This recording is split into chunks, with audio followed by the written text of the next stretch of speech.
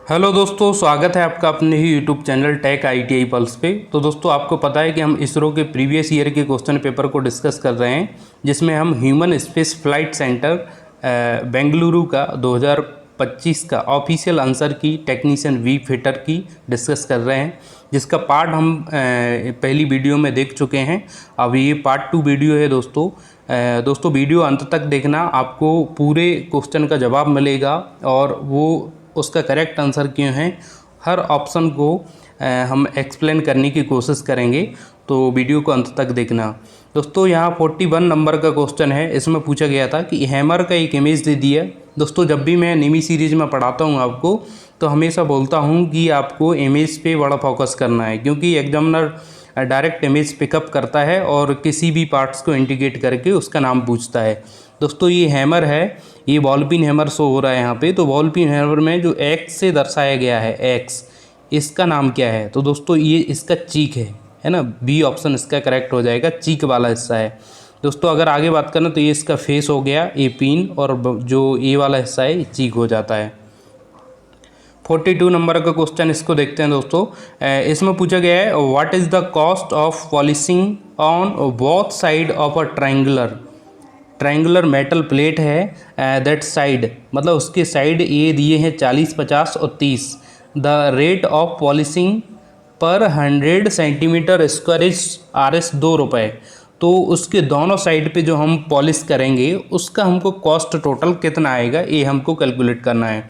तो दोस्तों, कोई एक ट्रायंगल है, ये देखिए, ये ट्रायंगल है, इसकी साइडें दी हैं 30, 40 और 50।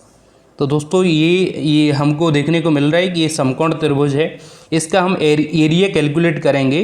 तो एरिया इसका कैलकुलेट करेंगे, area is equal to 1/2 multiply base into height. यहाँ पे दोस्तों इससे 2 से काट देंगे इसको 20 टाइम। इसका एरिया आ जाएगा दोस्तों 600 centimetre square. Area is equal to 600 centimetre square. 600 centimetre square दोस्तों एरिया आएगा। तो दोस्तों, ये एरिया एक साइड का है ना। तो इसके जब दोनों साइड पे हम पेंट करेंगे तो इसके एरिया कितना हो जाएगा, डबल हो जाएगा, है ना। हमको कितना 1200 सेंटीमीटर स्क्वायर एरिया को पेंट करना है।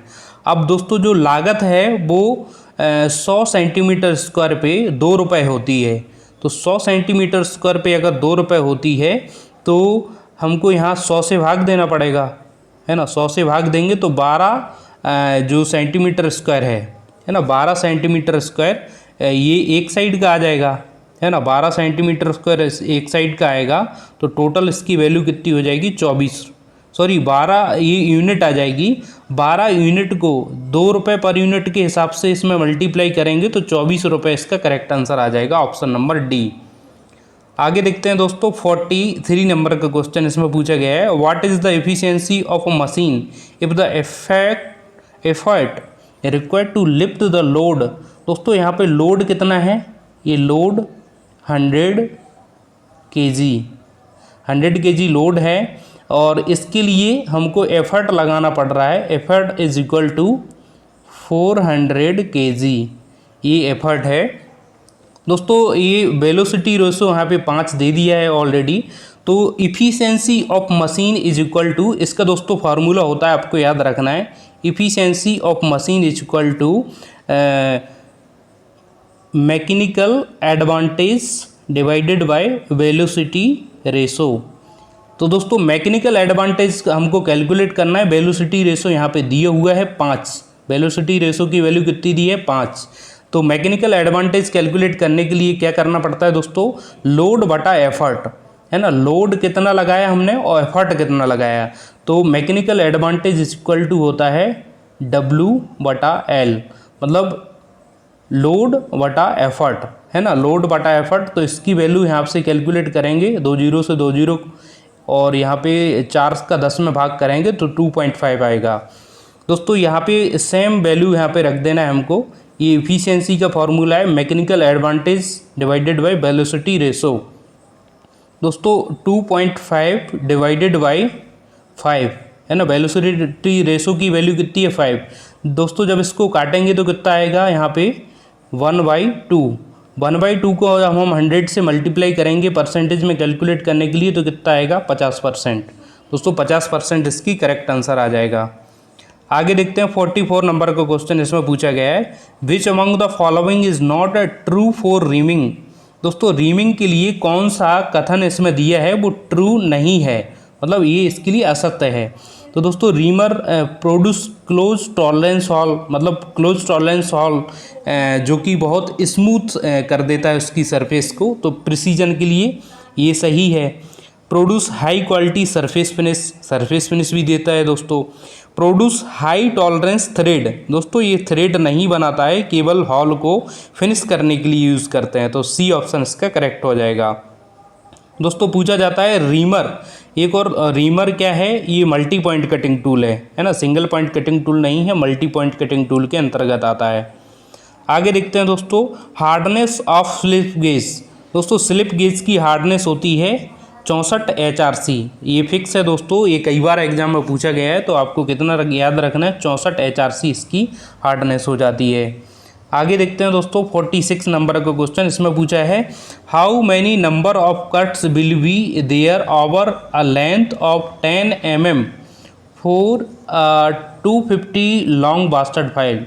250 mm लंबी बास्टर्ड फाइल में 10 mm लेंथ में जो कट हैं उसकी संख्या कितनी होती है। तो दोस्तों जब हम निमी सीरीज पढ़ रहे थे तो उसमें मैंने एकदम पूरा आपको चार्ट दिखाया था, जिसमें rough cut, bastard cut, second cut, smooth and dead smooth, उसमें 250 mm लेंथ के अकॉर्डिंग फाइल के 10 mm में कितने दांते होते हैं वो उस चार्ट में बिल्कुल पूरा मैंने 1 to 1 समझाया था।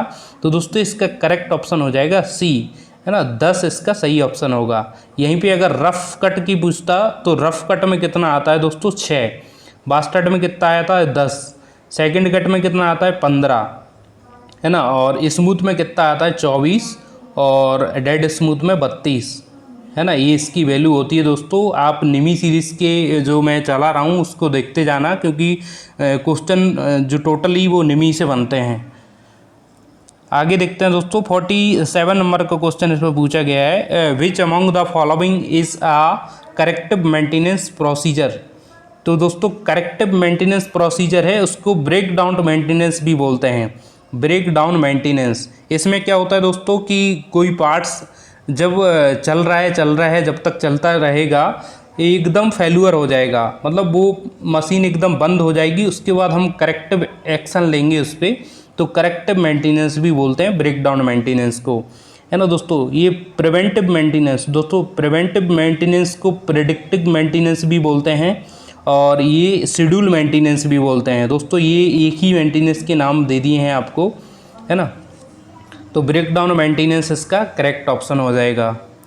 आगे देखते हैं 48 नंबर का क्वेश्चन इसमें पूछा गया है, rippling in gear teeth is caused mainly due to. तो दोस्तों जो रिपलिंग, जब हम गियर का चैप्टर पढ़ते हैं दोस्तों तो उसमें जो गियर की क्या बोलते हैं, क्या क्या उसमें खराबियां आ सकती हैं वो चीज़ें, फॉल्ट दिखाए जाते हैं गियर के, फिर उसमें क्या क्या हम रेमेडीज़ एक्शन ले सकते हैं वो चीज़ें दिखाई जाती हैं। तो उसी में दोस्तों आपने पढ़ा होगा रिपलिंग इन गियर टीथ।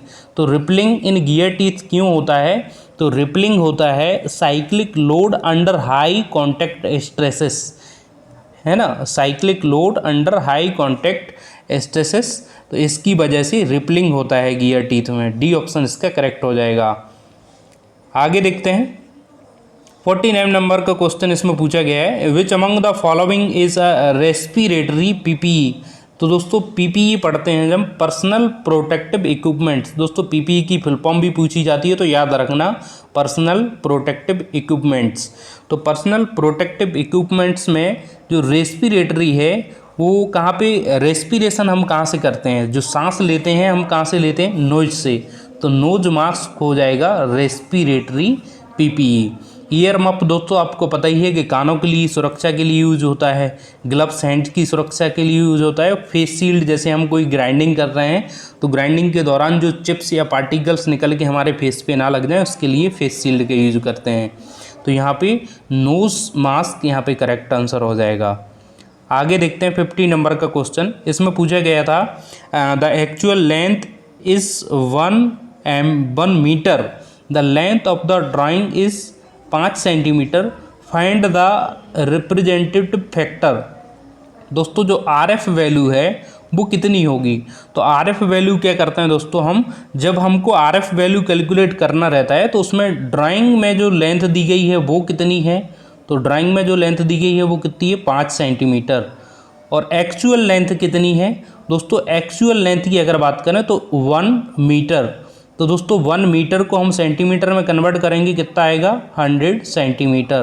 तो यहाँ पे 100 सेंटीमीटर रखना पड़ेगा। सेंटीमीटर से सेंटीमीटर कट जाएगा, 5 से इसको काटेंगे 20 टाइम कटेगा, तो 1:20 है ना, 1:20 या 1/20, सी ऑप्शन इसका करेक्ट हो जाएगा। आगे देखते हैं दोस्तों, 51 नंबर का क्वेश्चन इसमें पूछा गया था, calorising is the process of coating steel with. दोस्तों कैलोराइजिंग जो प्रोसेस है उसके अंतर्गत स्टील पर किस मटेरियल की कोटिंग करते हैं हम? तो कैलोराइजिंग प्रोसेस में दोस्तों एक एक वर्ड याद रखना। आपको कैलोराइजिंग पूछा है तो इसमें एल्यूमिनियम ऑक्साइड का जो एल्यूमिनियम पाउडर है वो यूज होता है कोटिंग के लिए। यहीं पे अगर कैलोराइजिंग है ना, कैलोराइजिंग की जगह क्रोमाइजिंग पूछा जाता, क्रोमाइजिंग प्रोसेस में जो पाउडर यूज़ करते हैं कोटिंग के लिए वो होता है क्रोमियम पाउडर, है ना, क्रोमियम पाउडर यूज होता है। और अगर हम गैल्वेनाइजिंग की बात करें तो उसमें जिंक का पाउडर यूज होता है। तो अभी आपके लिए करेक्ट आंसर हो जाएगा एल्यूमिनियम पाउडर। आगे देखते हैं दोस्तों, 52 नंबर का क्वेश्चन इसमें बोला गया है, overall equipments effectiveness OEE is. तो दोस्तों OEE इज इक्वल टू होता है availability, productivity and quality. Availability, productivity and quality दोस्तों जब हम जो मेंटेनेंस वाला चैप्टर पढ़ते हैं प्रोसेस चार्ट वाला, तो उसमें हम ये चीज़ देखने को मिलती है हमको, OEE ओवरऑल इक्विपमेंट्स इफेक्टिवनेस। आगे देखते हैं 53 नंबर का क्वेश्चन इसमें पूछा गया था, which types of rebate is used for avoiding projection in assembly. दोस्तों इसके लिए हमको काउंटर सिंक हेड रिबेट का यूज़ करना पड़ता है। इसका आकार इस टाइप से होता है। इसके लिए हम काउंटर सिंक हॉल बना देते हैं, तो ये जो हॉल में ये वाला हेड इसका पूरा बैठ जाता है और एकदम पूरा प्रोजेक्शन है वो अंदर चला जाता है, हमको एकदम प्लेन सरफेस मिलती है जॉइंट के बाद भी, है ना। पेन हेड रिबेट का अगर बात करें तो दोस्तों pan head rivet heavy work के लिए यूज होता है। कॉनिकल हेड रिबेट है, ये रिबेट हल्के कार्यों के लिए यूज होता है। और स्नैप हेड रिबेट का यूज़ हैवी स्ट्रक्चरल वर्क, है ना, स्ट्रक्चरल वर्क अगर लिखा हुआ आता है तो इसके लिए जो स्नैप हेड रिबेट है उसका यूज़ करते हैं। तो यहाँ पे सी ऑप्शन इसके लिए करेक्ट हो जाएगा। 54 नंबर का क्वेश्चन इसमें पूछा गया था, which among the following cast iron types is also called ductile cast iron. तो दोस्तों आपको पता है कि नोडुलर जो कास्ट आयरन है, नोडुलर कास्ट आयरन को डक्टाइल कास्ट आयरन के नाम से भी जानते हैं।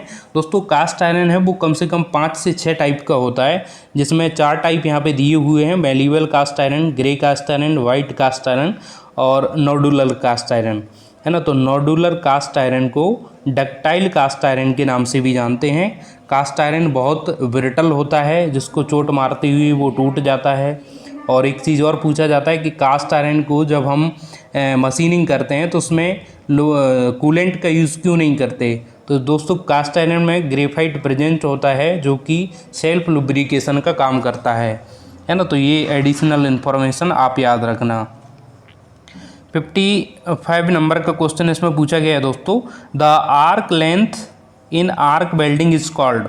दोस्तों आर्क लेंथ होती है आर्क वेल्डिंग में वो जो इलेक्ट्रोड यूज़ करते हैं हम, तो इलेक्ट्रोड के कोर डायमीटर के बराबर आर्क लेंथ होना चाहिए, normal arc length.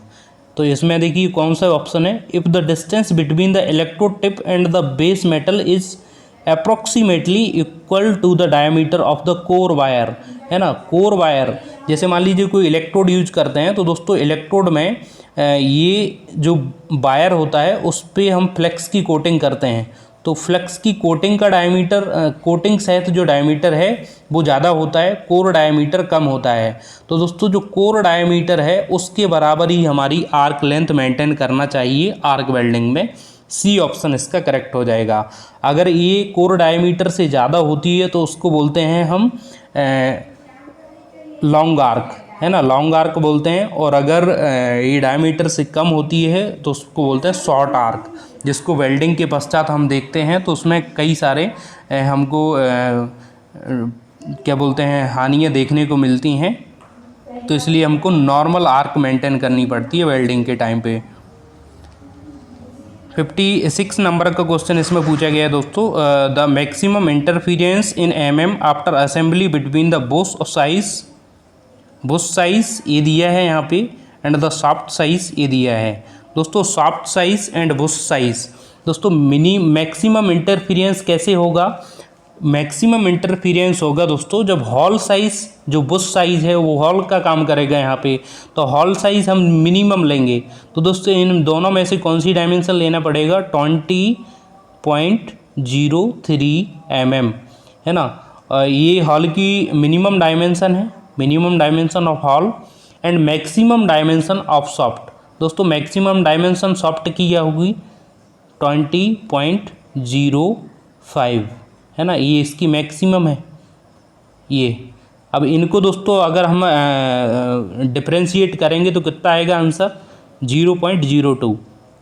B option इसका करेक्ट हो जाएगा। आगे देखते हैं दोस्तों 57 नंबर का क्वेश्चन इसमें पूछा गया है, arc welding electrode connected to positive terminal of power supply is called. दोस्तों जब हम वेल्डिंग इलेक्ट्रोड को पॉजिटिव टर्मिनल के साथ कनेक्ट करते हैं और जिस मटेरियल पे हम वेल्डिंग कर रहे हैं, जैसे मान लीजिए ये कोई प्लेट है, इस पे हम वेल्डिंग कर रहे हैं, इसको हम नेगेटिव टर्मिनल से जोड़ते हैं, है ना, नेगेटिव टर्मिनल से जोड़ते हैं, और जो इलेक्ट्रोड जिससे हम वेल्डिंग कर रहे हैं उसको हम जोड़ते हैं पॉजिटिव टर्मिनल से। तो ये जो पोलैरिटी होती है दोस्तों इसको बोलते हैं रिवर्स पोलैरिटी, है ना, रिवर्स पोलैरिटी। और स्ट्रेट पोलैरिटी में क्या होता है, ये जो वर्कपीस है इसको हम पॉजिटिव टर्मिनल से जोड़ते हैं और इलेक्ट्रोड को नेगेटिव टर्मिनल से, इसको बोलते हैं हम स्ट्रेट पोलैरिटी। तो इसका ऑप्शन करेक्ट हो जाएगा ऑप्शन नंबर बी। आगे देखते हैं दोस्तों 58 नंबर का क्वेश्चन, इसमें PDCA। दोस्तों जब हम प्रोसेस चार्ट पढ़ते हैं तो उसके अंतर्गत ये PDCA का फुल फॉर्म निमी में हमको बाकायदा पूरे डिस्क्रिप्शन के साथ देखने को मिलता है। तो इसका फुल फॉर्म होता है दोस्तों plan, do, check and act, है ना। सी ऑप्शन इसका करेक्ट हो जाएगा, प्लान, डू, चेक, एक्ट, है ना। दोस्तों ये नए क्वेश्चन देखने को मिल रहे हैं और दोस्तों सारे ही निमी ओरिएंटेड हैं। मैं आपको बता रहा हूँ कि अगर आप निमी सीरीज़ देखते चलते हैं, जैसे मैं वीडियो अपलोड करूँगा तो आपको बहुत हेल्प मिलेगी वहाँ से। आगे देखते हैं दोस्तों 59 नंबर का क्वेश्चन इसमें पूछा गया है, the difference between the maximum limit size and the minimum limit size is called.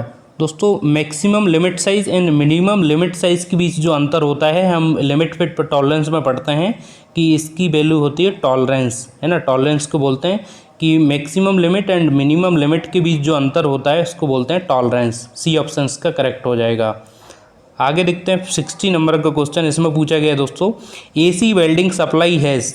दोस्तों जो AC वेल्डिंग सप्लाई है वो हाई एम्पियर लो वोल्टेज, है ना, AC वेल्डिंग सप्लाई में हाई एम्पियर लो वोल्टेज। जब हम AC पावर सप्लाई को वेल्डिंग सप्लाई में कन्वर्ट करते हैं तो उसमें हम एम्पियर को बढ़ाते हैं और वोल्टेज को कम करते हैं। दोस्तों ये किस इक्विपमेंट्स की सहायता से करते हैं? तो इसको बोलते हैं step down transformer, step down transformer. दोस्तों एक क्वेश्चन और पूछा जाता है कि वेल्डिंग में कौन सा ट्रांसफार्मर यूज़ होता है, तो स्टेप डाउन ट्रांसफार्मर आपको करेक्ट ऑप्शन लगाना है। यही काम करता है स्टेप डाउन ट्रांसफार्मर कि एम्पियर को हाईयर करेगा और वोल्टेज को लो करेगा। आगे देखते हैं 61 नंबर का क्वेश्चन इसमें पूछा गया है, what is the formula for the rivet interference for forming round head in riveting. दोस्तों राउंड हेड रिवेटिंग जिसको हम स्नैप हेड भी बोल सकते हैं, तो उसके लिए हम जो उसकी सैंक लेंथ को ज़्यादा रखते हैं। जैसे मान लीजिए एक रिवेट है कोई, ये रिवेट है यहाँ से यहाँ तक, जैसे हम किसी मटेरियल में फिट करा तो एक हेड तो इसका ऑलरेडी बना हुआ होता है, दूसरी तरफ हेड बनाने के लिए इसके शंख की लेंथ को थोड़ा सा ज़्यादा रखते हैं, है ना। तो जो ज़्यादा रखते हैं उस भाग की लेंथ कितनी होगी वो हम कैसे कैलकुलेट करेंगे। तो दोस्तों इसको कैलकुलेशन होता है रिवेट डाया का 1.3 से 1.6 टाइम तक, है ना। इससे मल्टीप्लाई करेंगे तो उसकी वैल्यू हम कैलकुलेट कर सकते हैं। ये ऑप्शन इसका करेक्ट हो जाएगा। 62 नंबर का क्वेश्चन इसमें पूछा गया है, the type of twist drill used for soft material like aluminium is called. दोस्तों जो सॉफ्ट मटेरियल दोस्तों अपन ड्रिल पढ़ते हैं तो उसमें जो हेलिक्स एंगल होता है वो एक होता है स्लो हेलिक्स एंगल, एक होता है क्विक हेलिक्स एंगल, एक होता है मीडियम हेलिक्स एंगल, है ना। H type, N type, S type. तो एच टाइप जो ड्रिल हैं और एन टाइप ये हार्ड मटेरियल के लिए, ये नॉर्मल मटेरियल के लिए और ये सॉफ्ट मटेरियल के लिए। तो दोस्तों इसका होता है क्विक हेलिक्स एंगल, और एच टाइप मतलब जो हार्ड मटेरियल है उसके लिए हम स्लो हेलिक्स एंगल का यूज़ करते हैं, और एन टाइप है उसके लिए मीडियम हेलिक्स एंगल। दोस्तों ये आपको तीनों याद रखना है और इस क्वेश्चन का आंसर हो जाएगा option number C, quick helix angle. आगे देखते हैं 63 नंबर का question, the interlocked air bubbles and pockets in the hydraulic pipeline and components can cause. दोस्तों जो हाइड्रोलिक पाइपलाइन है जिसमें कोई फ्लूइड है वो फ्लो कर रहा है, कोई फ्लूइड फ्लो कर रहा है तो उसके अंतर्गत कोई एयर का बबल बन गया और बबल पैकेट बन गया। तो पैकेट जो बबल का बना है एयर का, वो कंपोनेंट को क्या हानि पहुंचाएगा। तो दोस्तों उसके अंतर्गत जो प्रोसेस होती है उसको बोलते हैं कैविटेशन। दोस्तों जो पाइपलाइन होते हैं उस पाइपलाइन में आपको पता है कि पानी फ्लो कर रहा है ना, पानी बह रहा है, तो उस पानी में क्या होता है कि बबल्स बन जाते हैं। दोस्तों जब ये बबल्स मेटल से टकरा के फूटते हैं तो इस मेटल का क्या वो डिके कर देते हैं, मेटल का डिके कर देते हैं, इसको इरोजन कर देते हैं, मतलब मटेरियल थोड़ा सा खा जाते हैं वो। इसी प्रोसेस को बोलते हैं कैविटेशन, है ना। तो कैविटेशन सी ऑप्शन इसका करेक्ट हो जाएगा।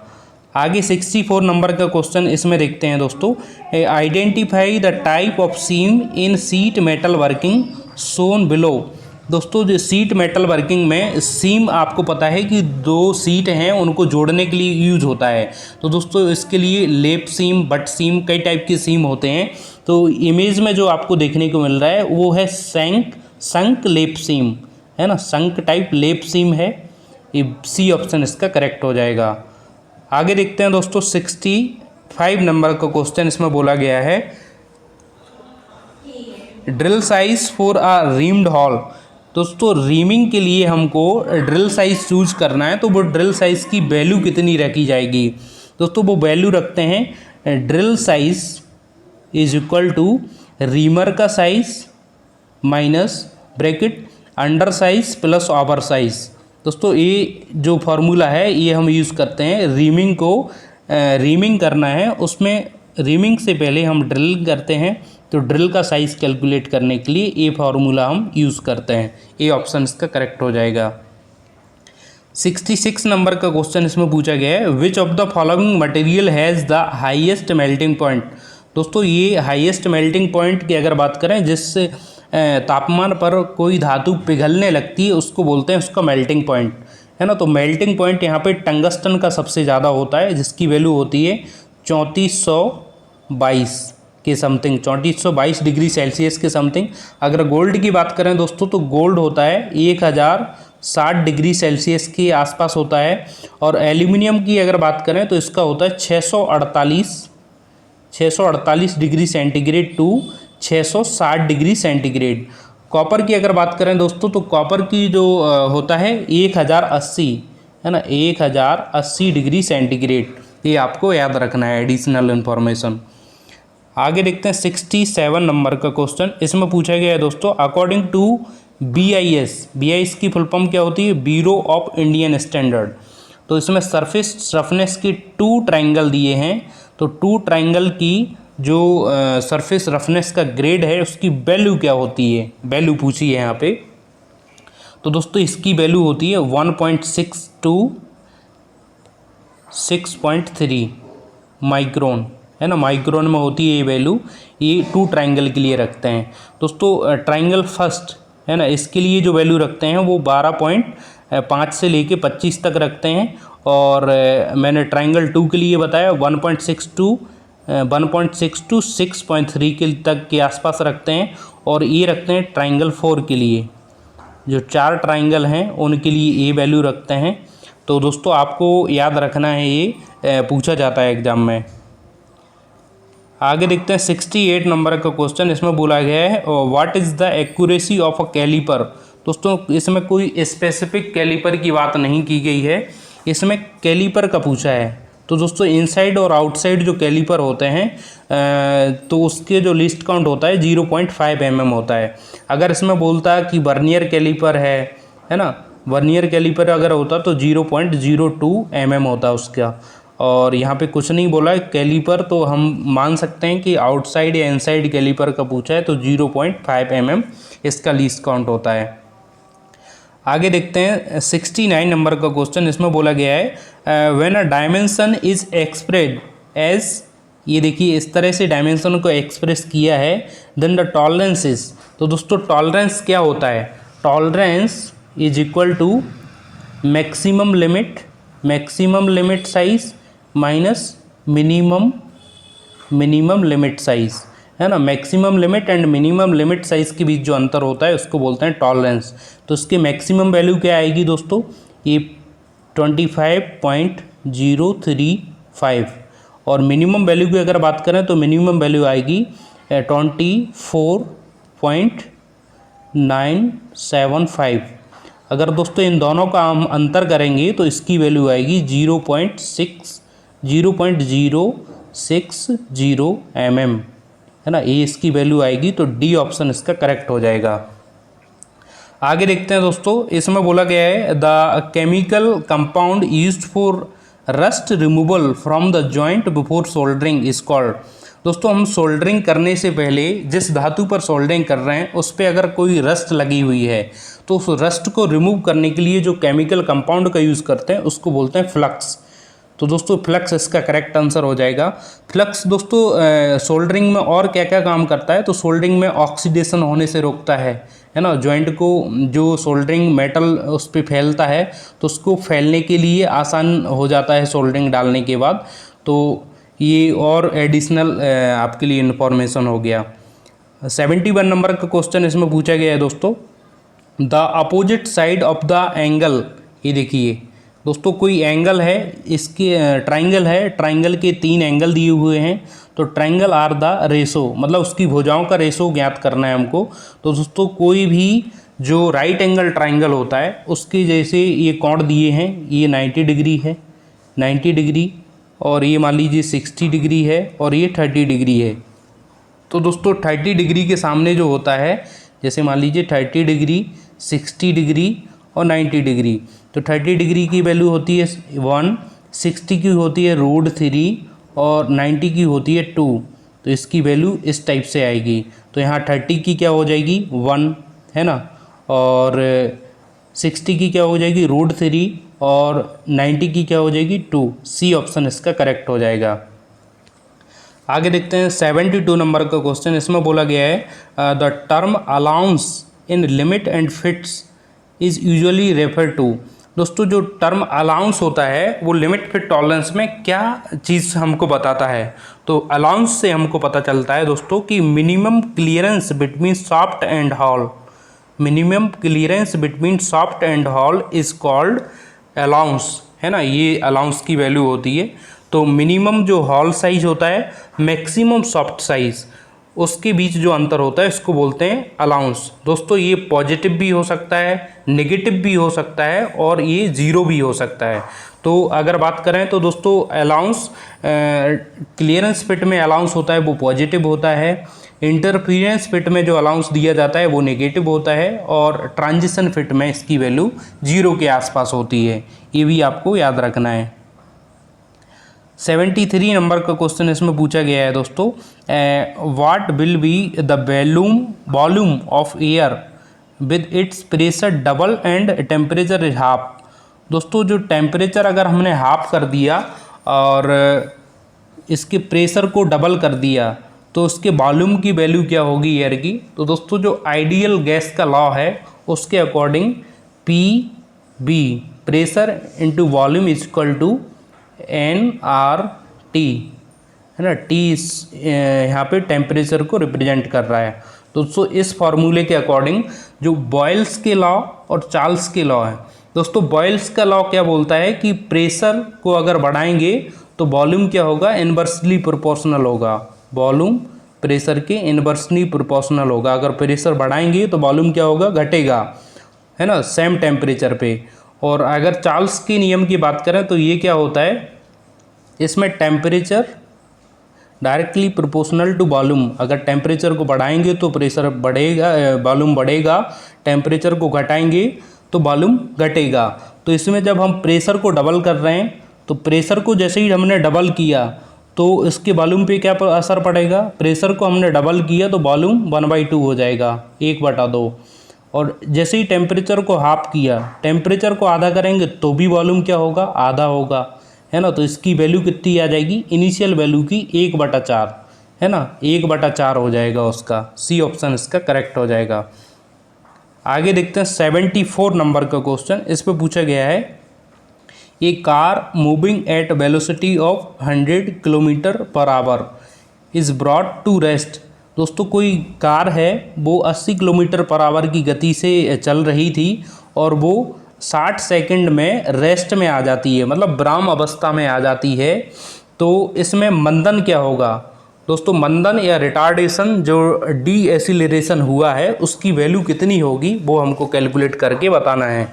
तो दोस्तों इसकी वैल्यू होगी, पहले तो हम 80 है इसको हम मीटर पर सेकंड में बदलेंगे। तो एसिलरेशन इज इक्वल टू जो final velocity v minus initial velocity u divided by t, time से डिवाइड कर देंगे। तो दोस्तों कितने टाइम में हुआ है, ये 60 सेकंड में हुआ है, 60 सेकंड में हुआ है।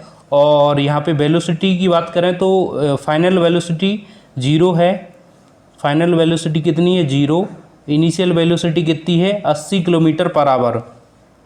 80 किलोमीटर पर आवर को हम मीटर पर सेकंड में कन्वर्ट करेंगे तो 80 को हमको 5/18 से मल्टीप्लाई करना पड़ेगा, तब ये वैल्यू हमारी किस में कन्वर्ट हो जाएगी, ये वैल्यू मीटर पर सेकंड में कन्वर्ट हो जाएगी। तो यहाँ पे इसको कैलकुलेट करेंगे तो इसको 2 से काटेंगे, 2 9 40, तो इसकी वैल्यू आएगी 200/9, है ना, 200/9। तो दोस्तों 9 नीचे आ जाएगा तो -200 डिवाइडेड बाई 60 मल्टीप्लाई बाई 9। यहाँ पे इसको 0 से 0 काट दिया, यहाँ 10 और इसको 3 से काटेंगे तो 10/27। इसको जब कैलकुलेट करेंगे दोस्तों तो इसकी वैल्यू आएगी 0.37 मीटर पर सेकंड स्क्वायर। ए ऑप्शन इसका करेक्ट हो जाएगा। 75 नंबर का क्वेश्चन पूछा है। इसमें पूछा गया है दोस्तों ये रजिस्टर ऑफ 6 ओम, दोस्तों ये प्रतिरोध है 6 ओम का, ये कनेक्टेड है सीरीज में जंक्शन पे वेयर 2 रजिस्टर, मतलब 2 प्रतिरोध और हैं, 2 ओम और 4 ओम आर कनेक्टेड इन पैरेलल। तो दोस्तों ये 6 ओम है, 6 ओम, और एक जंक्शन पे यहाँ पे पैरेलल में 2 ओम और 4 ओम ये भी कनेक्ट हैं। तो 2 ओम और 4 ओम दोस्तों इनका हम इक्विवेलेंट कैलकुलेट करेंगे तो 1/2 प्लस 1/4, इसकी वैल्यू आ जाएगी दोस्तों 3/4 और 4/3 इसकी फाइनल वैल्यू आएगी। तो 6 प्लस 4/3 इसको करेंगे तो 6 × 18 और इसको कैलकुलेट करेंगे तो 22/3 ओम, ये हमारा फाइनल रेजिस्टेंस निकल के आएगा। फाइनल रेजिस्टेंस हमारा निकल के आया। अब इसमें पूछा है दोस्तों अगर सर्किट जो कनेक्टेड है जिसका वोल्टेज अगर से 6 वोल्ट है तो उसका करंट फ्लो कितना होगा। तो दोस्तों आपको पता है कि इसका फार्मूला क्या होता है, जब हम फार्मूले की बात करें तो इसका फार्मूला होता है V = IR, voltage = current multiply by resistance. तो वोल्टेज कितना है यहाँ पे 6 वोल्ट, करंट की वैल्यू हमको फाइंड आउट करना है और रेजिस्टेंस कितना है यहाँ पे हमने जो कैलकुलेट किया था वो 22/6 है ना, ये लगभग शायद इतना ही था, 22/3 था, सॉरी 22/3।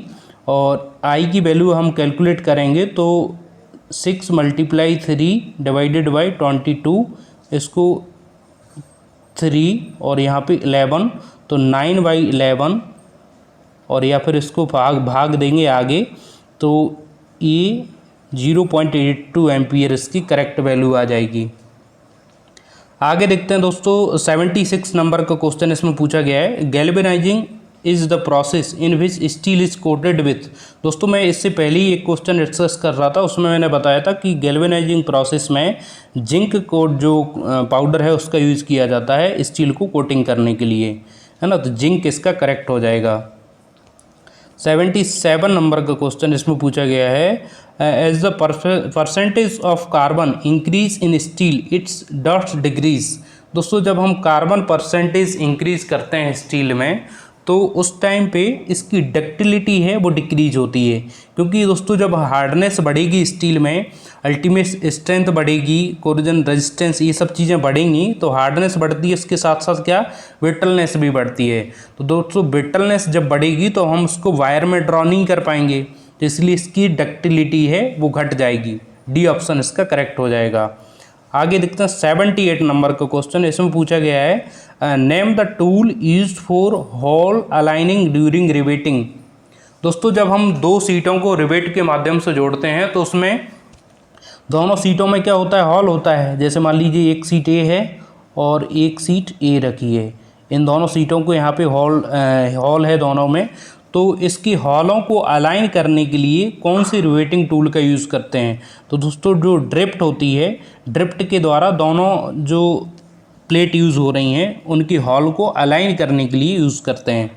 दोस्तों रिवेट सेट का यूज़ कहाँ पे करते हैं, दोनों प्लेटों को अच्छे से एक दूसरे पे सेट करने के लिए रिवेट सेट टूल का यूज़ होता है।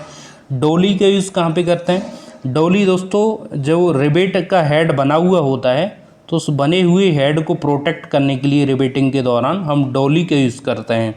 और रिवेट स्नैप का यूज़ कहाँ करते हैं, रिवेट स्नैप दोस्तों जब हम रिवेट हेड दूसरा बना लेते हैं दूसरी साइड तो उस हेड को फाइनल लुक देने के लिए जो टूल यूज होता है उसको बोलते हैं रिवेट स्नैप। तो इसका करेक्ट ऑप्शन हो जाएगा ड्रिफ्ट, है ना, डी ऑप्शन इसका करेक्ट हो जाएगा। 79 नंबर का क्वेश्चन इसमें पूछा गया है, rectifier set is used to. दोस्तों रेक्टिफायर सेट का उपयोग कहाँ पे करते हैं, तो रेक्टिफायर सेट है वो एसी को डीसी वेल्डिंग सप्लाई में कन्वर्ट करता है। जो एसी मेन पावर सप्लाई है उसको डीसी वेल्डिंग सप्लाई में बदल देता है ना, तो रेक्टिफायर सेट का ये काम होता है। ये ऑप्शन इसका करेक्ट हो जाएगा। 80 नंबर का क्वेश्चन, ये लास्ट क्वेश्चन है दोस्तों इस आंसर की का, तो इसमें पूछा गया है carbide cutting tools will have.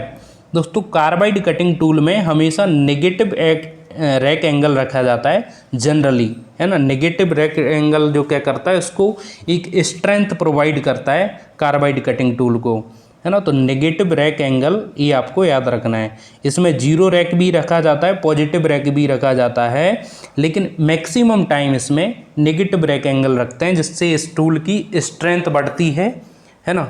तो सी ऑप्शन इसका करेक्ट हो जाएगा। दोस्तों ये हमने पूरे डिस्कस कर लिए 80 क्वेश्चन।